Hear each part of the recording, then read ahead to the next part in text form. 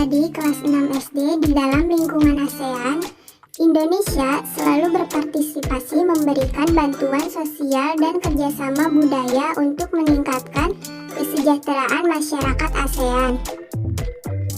Dalam bidang ekonomi, peran Indonesia lebih banyak lagi karena merupakan negara yang mempunyai potensi ekonomi terbesar. Berikut kita akan membahas peran Indonesia di ASEAN dalam bidang ekonomi. Persoalan di bidang ekonomi masih menjadi fokus utama ASEAN. Bidang masalah ini terbilang komplikatif apalagi di era globalisasi.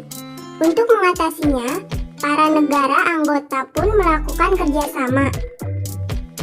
Untuk sektor industri, kerjasama dibangun melalui AICO. Kerjasama tersebut tersebar di beberapa kawasan diantaranya. Yang pertama, ASEAN Aceh Fertilizer Project, pabrik pupuk di Aceh, Indonesia. Yang kedua, ASEAN Urea Project, pabrik pupuk urea di Malaysia. Yang ketiga, ASEAN Cover Fabrication Project, pabrik industri tembaga di Filipina. Yang keempat, ASEAN Vaksin Project, produsen vaksin di Singapura.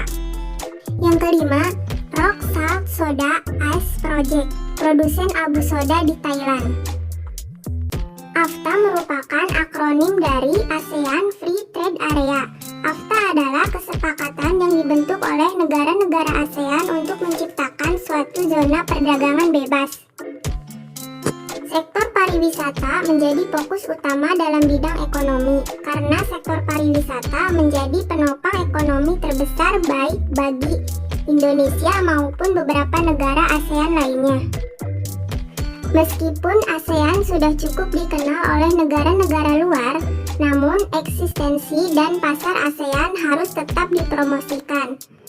Promosi ini bisa berkaitan dengan beberapa sektor strategis seperti perdagangan, pariwisata, dan investasi. Komoditas lain yang diekspor dari Indonesia ke berbagai negara di lingkup ASEAN adalah kelapa sawit, tembakau, kopi, karet, teh, kakao, dan tebu. Lalu perangkat elektronik, tekstil, kulit, dan produk olahannya, dan juga batu bara.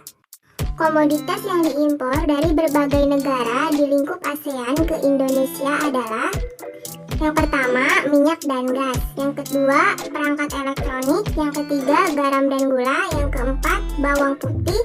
Yang kelima, obat-obatan maupun peralatan kedokteran.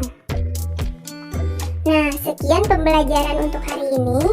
Sampai jumpa di pembelajaran selanjutnya.